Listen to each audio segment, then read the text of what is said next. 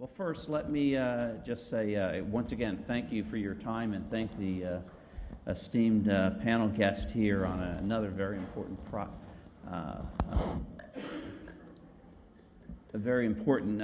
aspect of the whole cloud journey and cloud migration and sort of beyond the cloud, and that's really, getting into the security aspects of that. But let me start by allowing the guests to introduce themselves and just give us just a couple minutes on, what is your role in your organization, and then we'll go from there. So Frank, we'll start with you. Okay, I'm Frank Konechny. I'm the Air Force CTO. My role is everything IT in the Air Force. That covers it. That includes clouds, that includes planes, that includes architecture, that includes IoT, it includes mostly everything that we actually do that I touch for IT now. Wow, big subject. If you think about embedded systems and F-35s and everything else, you can talk all day. But we're not going to let you do that, Frank. We got others we want to get to. Monica, could you please introduce yourself and what your role is? I am Monica Ferris Stapleton. I'm the Chief Engineer at PEO DIMSM, which is the organization that's been charged with deploying the new electronic health record across the military health enterprise. My role as Chief Engineer includes everything from architectural analysis across the system of systems to include the existing environment, to protecting that system and the data as it traverses all of those systems. So good morning, and I'm looking forward to sharing some comments about what we do as practitioners in that space. Patrick Chu, could you introduce yourself and what your role is at Splunk? Sure, absolutely. My name is Patrick Chu, and I support DHS programs as well as CDM here at Splunk. All right, so let's start with chief concerns regarding cybersecurity, right? As we start to move the cheese around, we had a great conversation in the last panel about moving the cheese around in respect to moving the workload into different parts of the environment, hybrid clouds, public clouds, private cloud configurations, et cetera. We touched on a lot of the security issues, but let's talk a little bit more about what are the concerns that a CTO thinks about in regards to security as all these different technologies start to evolve and the various agencies start to aggressively pursue them. That's for me. That would be you, right? Yes. There's a lot of factors associated with this. First of all, you have to look at the environment that you have.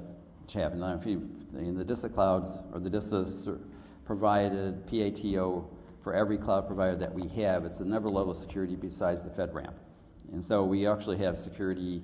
We cannot go to a particular any cloud. We have to go to clouds that have been certified by DISA in many ways. Now that's only the first phase of security, especially with the cloud level. The next phase of security is what can we do for the RMF for the applications that are sitting on the cloud. This means we inherit the controls basically from the cloud provider, but we also have to have a cybersecurity service provider for every application. Our CSSPs are required to manage all incidents incurring that within the application for the particular cloud provider. So they get feeds from the cloud provider. We also have scans that we actually have to do by the CSSPs have to do to support whatever cybersecurity applications we have. Now, it varies now. Based upon the applications, you have to think of something else. This is not a typical, I'm sitting at my desk typing away. We also have mobile applications as well. So the mobility aspects actually increase now because as you're coming in from various locations, you have to look at, is the mobile connectivity okay? Is it a VPN? Is it an encrypted line? Is it everything else associated with it? So as we do the RMF for the particular application, you have to consider all the potential endpoints as well as the application that is sitting in the cloud. So besides that, we also have the data levels. Now the data levels are important because when you get to the clouds, data level 5, impact level 5 is for operational data, per se. We have 3 clouds that have level 5 certifications besides the DISA clouds. And the DISA clouds are 2 types of clouds. Public clouds, private clouds? 3 public clouds, public in the sense of they are government certified. Sure. Level 5. Level 5. And we have multiple DoD clouds where they are also commercially operated clouds within the DoD environments, besides the DoD cloud. Now, this is really getting out of the cloud business per se as they go and contract out for commercial cloud providers within the DoD. And that's been the model so far. They're not really offering their old MilCloud 1 anymore. Lot of security considerations in that multi-layered sort of environment there. How about health agency, Defense Health Agency? What are you guys thinking about when you think about security? You have sort of two aspects. You have the whole privacy issue, which is front and center, and then you just have, you know, your basic blocking and tackling of security. So, yeah, well, what does one think about when you start thinking about, you know, this modernization effort that you guys are going through? So I would offer that modernization is a socio-technical issue, and I haven't seen a technical issue yet that we can handle. The socio part is extremely challenging, as many of our colleagues this morning have been mentioning. When we think about cyber in the Defense Health Agency or the military health space, we have to think about the security at a military treatment facility, effectively our hospitals, our big medical centers, to the centralized applications that are located in data centers. So I would offer that cloud is as much of a concept as it is an implementation. And if you think of it that way, you're really looking at how you protect that data where it's sitting and how it transverses these software-intensive systems. So the challenge that we've had, in addition to just modernizing and transforming military health, from a technological perspective, from a cyber perspective, we're working with a commercial vendor in a commercial data center. And the defense in depth strategies, our layered approaches, are very similar when it comes to cyber. But because we are DoD, we impose additional cyber constraints on that commercial data center.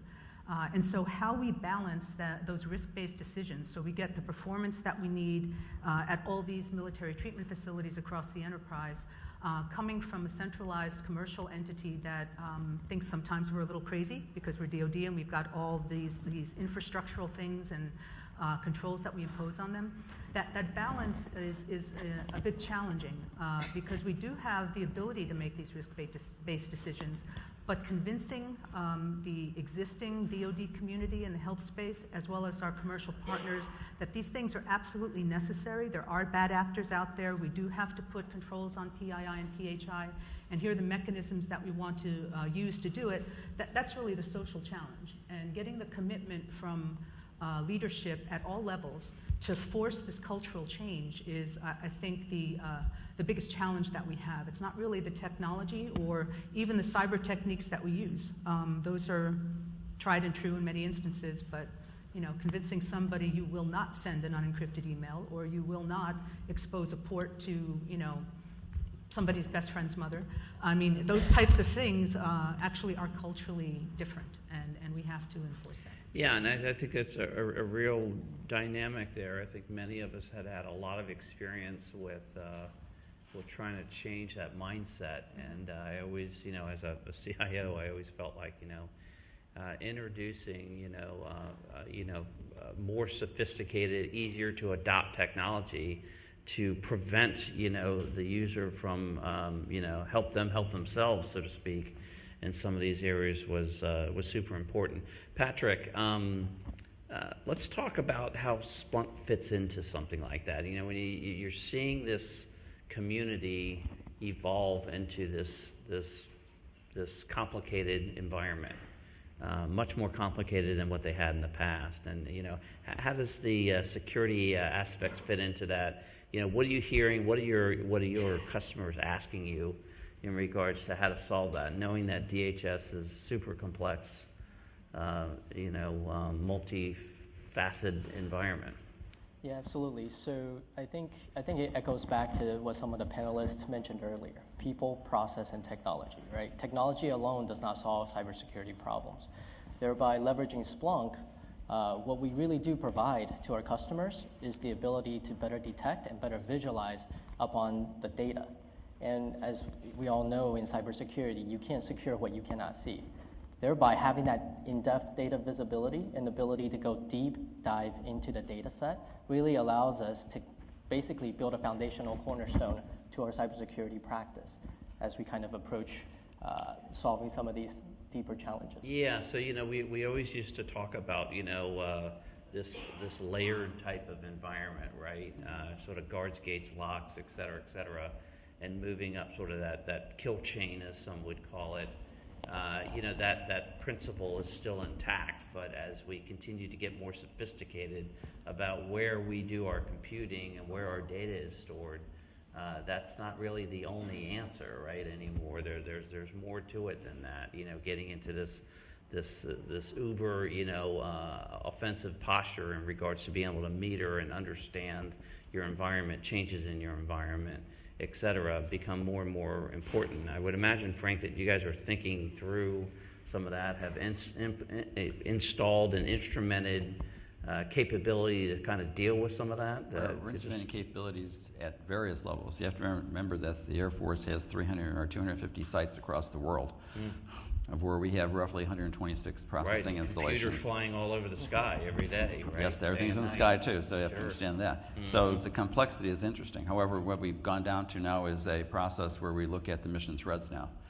Besides defending the network, we're also defending the mission thread, which is the combination of a weapon system, if you will, a plane, and all the software, hardware, processing capabilities associated with that, as well as the physical structure. So when we look at something now, we look at it from the mission viewpoint, where it could be an application sitting in multiple clouds, as well as a cloud that's sitting within the particular base structure, as well as a fuel truck, which has some IoT capabilities associated with it and telling us things.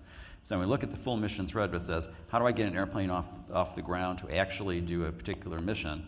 You have to look at all the components of that and determine the thread of information and looking at all the threats associated with that and what they are. So we're looking at it from a more holistic viewpoint now at the mission level. I mean, the network defenses are still there at the door, but when we get down to the real levels, we're concerned about, especially IoT now, how that will influence, the threat posture.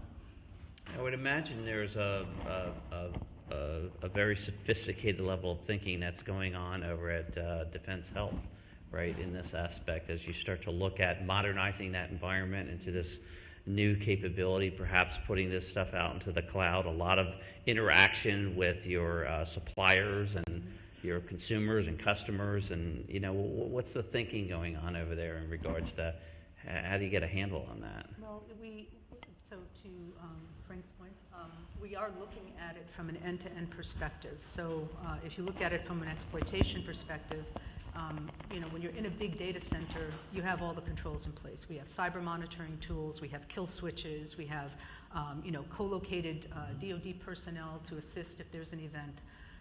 What happens when you have a medical device that's being exploited at a hospital where you do have physical and logical controls, but nobody thought about that little device that's monitoring? Right, so if I look at it from an integrated C4ISR perspective, which was my previous life, I have a sensor sending data somewhere that then is being fused so that someone can act on it, make a decision. The military, or actually the health IT community, is only, recently looking at protection of that end-to-end in that way. So as we put the physical controls in place at our military treatment facilities, which go across all the services, so Army, Navy, Air Force, and we look at, okay, what can be exploited and how?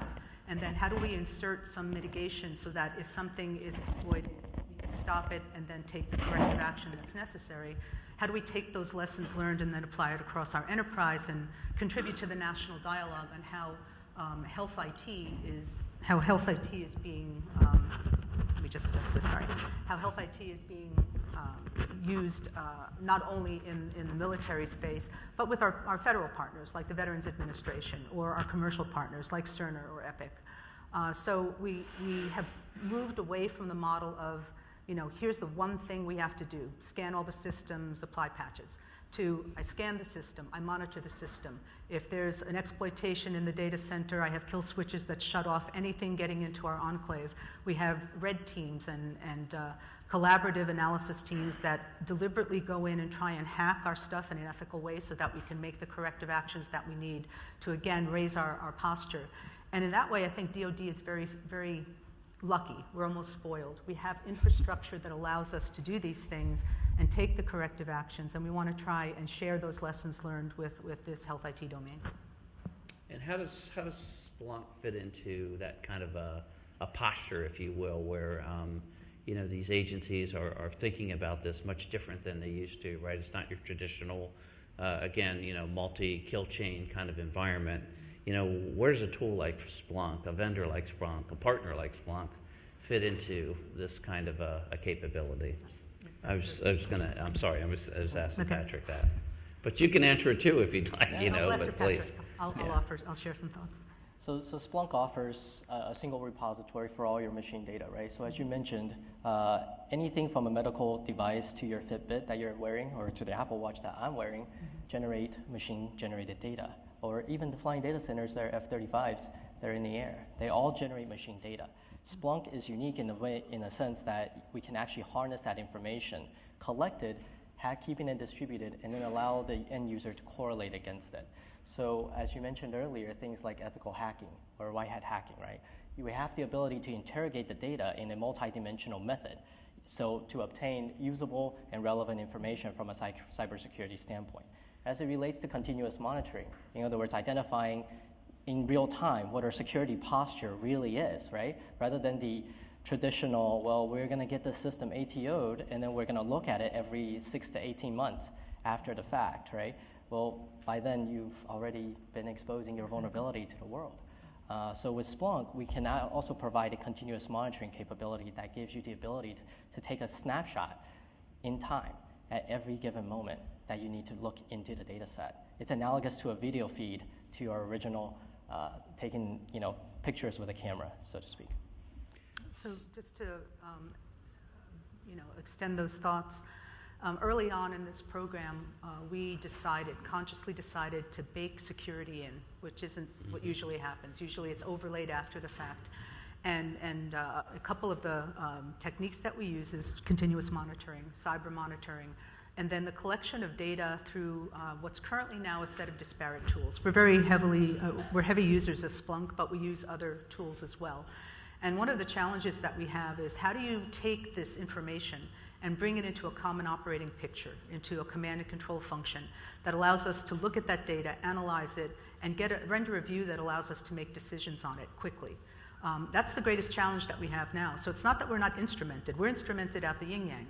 What do you do with the data you get from the instrumentation, and how do you abstract what's absolutely relevant for the decisions that you need to make in order to protect the system? Because that's really what it comes down to, is how do we protect this system so that the users can use it, but we're still making sure that PII, PHI, any of the security postures that we need to maintain are maintained. I'll answer that one too. For continuous monitoring, we're trying to automate it now. We're trying to automate it back into the RMF portfolio so that we get, based upon the scans that we're getting, we're trying to map them into the controls so that when we find something from the scans, it automatically shows up in the controls as a deficiency that should be warranted, and it alerts the authorizing official that something is happening. We're trying to do this now for the business systems, not only for the RMF controls, but the FISCAM controls as well. So that's both at the same time we can actually sustain audit, as well as show that we can have a security posture associated with it. And that's what I'm playing with right now as a special task. Frank, we're dying to ask you, are you guys running CDM on the F-35s? Just kidding. No comment. So let me complicate this a little more and talk about shared services, right? So there's big push, as we all know, from big expectation from Congress, bilateral, and also obviously from OMB to leverage shared services where it makes sense. And I'm not talking about cloud services and email 365, whatever it is. I'm talking about other shared services that may or may not be available in your agency, outside of your agency. When you start to leverage that, and I know you all do that some today, how do you think about security from that perspective, and how do you sort of rely on that trust factor, or do you instrument that in some way to make sure that your base is being covered, so to speak? So, Frank, let's ask you, are you using shared services, and if you are, how are you ensuring that it's meeting your standards in regards to protecting your data? First of all, some of those shared services are security services. Right, So okay. starting with that, we actually have shared services for security like HPSS and ACAS and some other things that we have that were currently populated out there. And so yes, HPSS, for those that may or may not know what that is? HPSS is the I can't remember what it stands for. How about that? But it's the security system, horse-based system, security system, which is basically the endpoints and all the servers associated with it. Mm-hmm.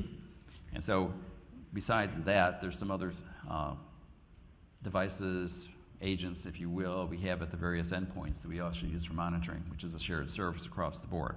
Now we get to some other services like IDAM controls and everything else. That's for the security side as well. Sure. So, and then we get to some other shared services like buses and some other things. Now, they have to all be secure. They have to go through an authorization process before we actually put them into the applications. And also, that also flows into the RMF for that application now. So, in two ways, you have to look at every tool set that we utilize, be it open or not. You still have to certify that it can be put onto the network and given the security profile, and that rolls into an RMF profile. It's an overlay that you will use for your application profile. So all the time we have shared services, we are always verifying, authorizing that those services are secure.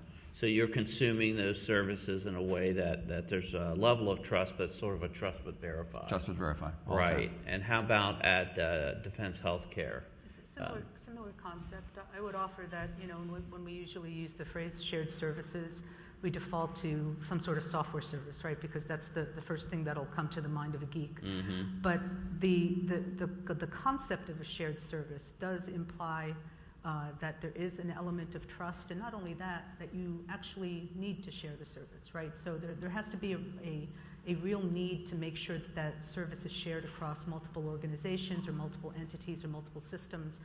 And what I think happens, unfortunately, what happens more often than not is we get the shared service and say, oh, this is totally cool, we're going to do it, without really looking at the enterprise architectural need for that shared service. And then we have to backpedal and say, well, maybe we didn't have to do it. Maybe we're trying to apply something that really didn't need to be applied.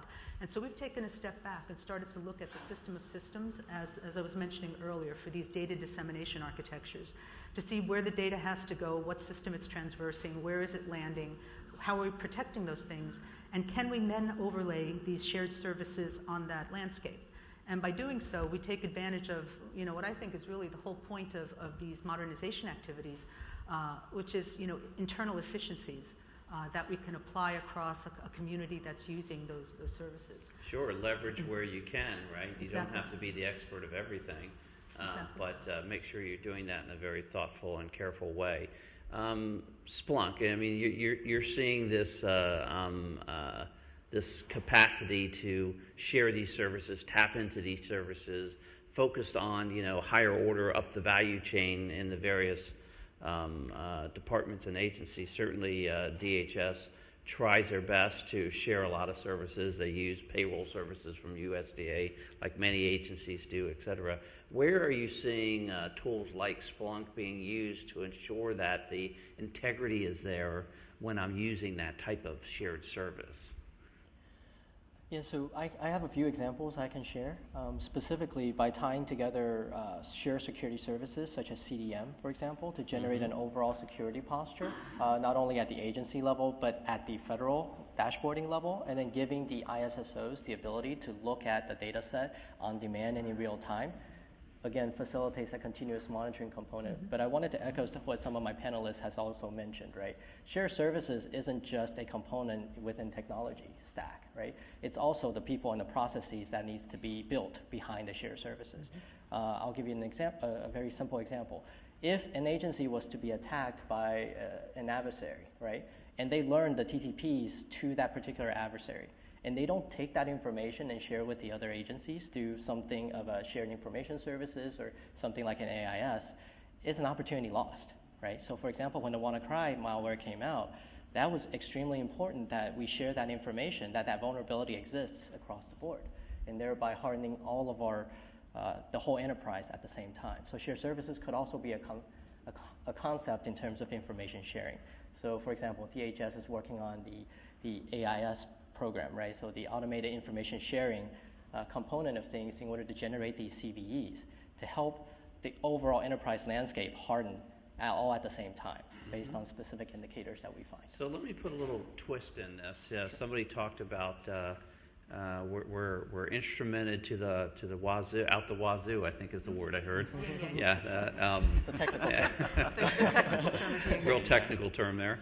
And I was talking to a very significant vendor that plays in our community, and they were saying, that our posture internally is we assume that we've been compromised internally all the time, and we posture ourselves and we just stay on the hunt, right, to find that bad actor that we know is in our environment, whether they are or they aren't, and it's sort of that quasi-internal offensive, if you will, rather than just sort of wait for the light to blink, wait for some of these instrumentation to tell us that we've got a problem.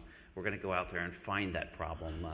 I want to talk about that a little bit. Is the Air Force sort of taking that posture? Is that I see some heads bobbing up and down about sort of that's a new way is sort of taking it to the next level? Yes, we have to take it to the next level to actually be a defensive organization.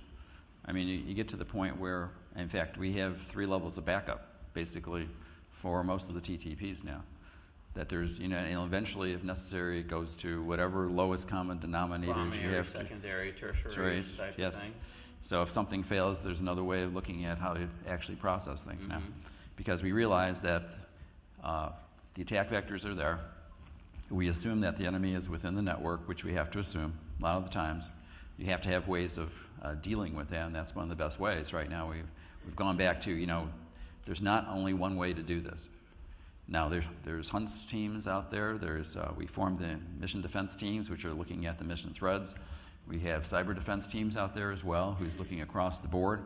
And so there's multiple teams that are trying to ensure that if something comes about or if they can find something and hunt something, they will fix it immediately. Right. It's not just a one-and-done red team or an occasional pen test. It's a perpetual sort of continual slow IV drip of internal hunting, if you will, it sounds like. Right. How about at Defense Health? I mean, is that a posture that you all are taking? Absolutely, because even though we're a medical community, we are Department of Defense, and you do have to assume that you can be exploited, and if you are exploited, how do you detect it? How do you counter it? And if you need to, if your enclave is exploited, how do you shut the entrance points so that you can protect the data? The data that we protect is PII and PHI for the fighting force. So that type of data being exploited is a non-trivial thing. And so as with most health IT, the tools that are available now being applied to this domain it's a positive, whereas in the past they never really thought of it that way.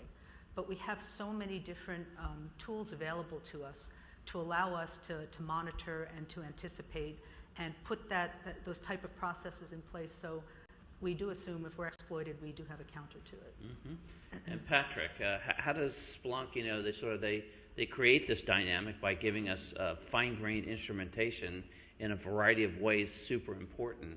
How do they help us solve this sort of, from an offensive posture, right, of being able to assume that we've been compromised and finding that, sussing that out, and bringing that to our attention? Yeah, so I'll kind of take that problem into 2 parts, specifically from a people perspective and then from a processes perspective, right? In terms of people, as probably my panelists can attest, there's a huge shortage of cybersecurity personnel out there.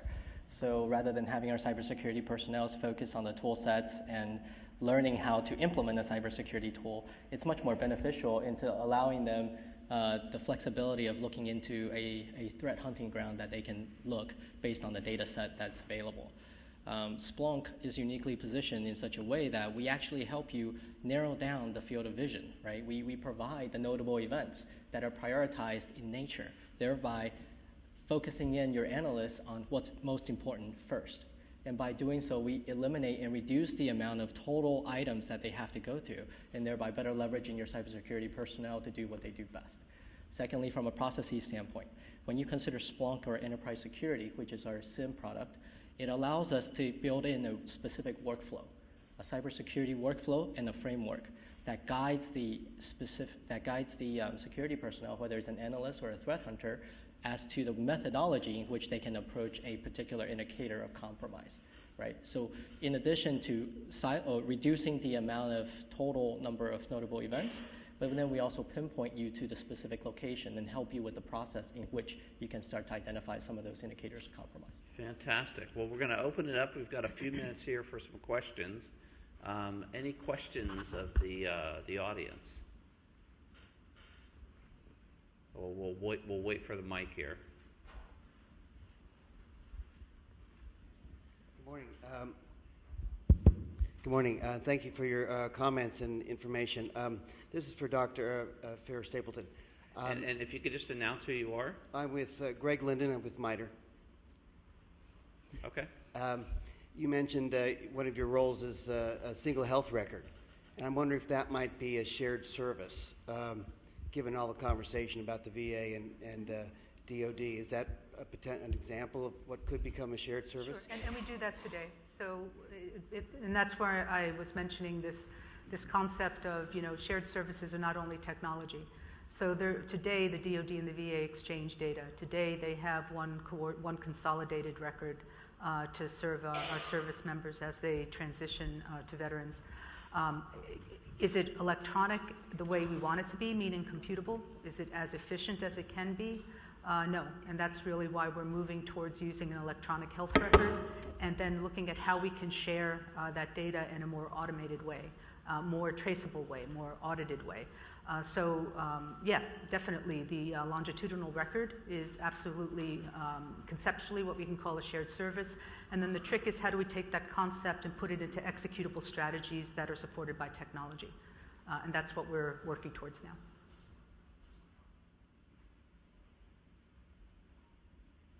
Other questions?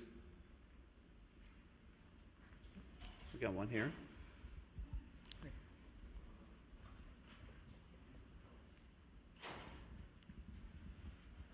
Linda Joseph from DSS Inc. Question to Monica. What are some of the issues around security for the new EHR MHS Genesis that you've encountered in the Pacific Northwest, and how is that going to impact the VA? We're talking about sharing an electronic medical record, not only technology, but the privacy concerns. So many of the challenges that we faced in the Pacific Northwest are organizational in nature. So MHS Genesis is a centralized application that's then offered at a site for our users to use, obviously. But that site also has a lot of other things and other people participating in delivering this service. We're on an end-user device that's owned by DHA. The infrastructure can be manipulated, meaning the actual VLANs and such can be manipulated on the sites. We are putting everything on MedCoy. And so some of the lessons learned that we've experienced is that don't assume that everybody understands the term that you're using in the cyberspace. Don't assume that everybody has the same understanding of cyber posture and what that means. The standardization across our military health enterprise is forcing us to rethink some of the DoD perspectives because we are using a commercial product that's being configured, not customized. And so everything that we're learning, we can share with our colleagues that are not only using the MHS Genesis suite, so it's not only the Cerner Millennium product, but several other components that comprise MHS Genesis. But the challenges that we have as we go from organizations that had control of their destiny to a more enterprise-wide strategy for healthcare. So all of those things from infrastructure, VLANs, end-user devices, medical devices, the data going back to a centralized hosting environment, how we protect the hosting environment. If we have a tenant strategy in that hosting environment, what are the requirements we're going to impose on anybody putting their data in that environment? All of those things are the lessons that we're happy to share and we are sharing with VA.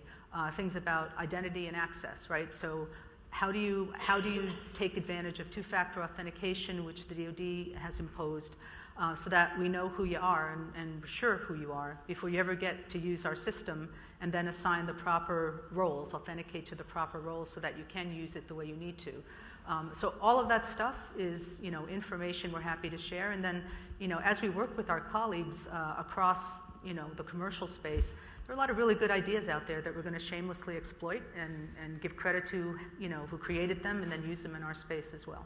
So. Well, that's all the time we have. I want to thank our guest for a very informative panel, and I want to thank all of you for spending time today to learn about this very important subject.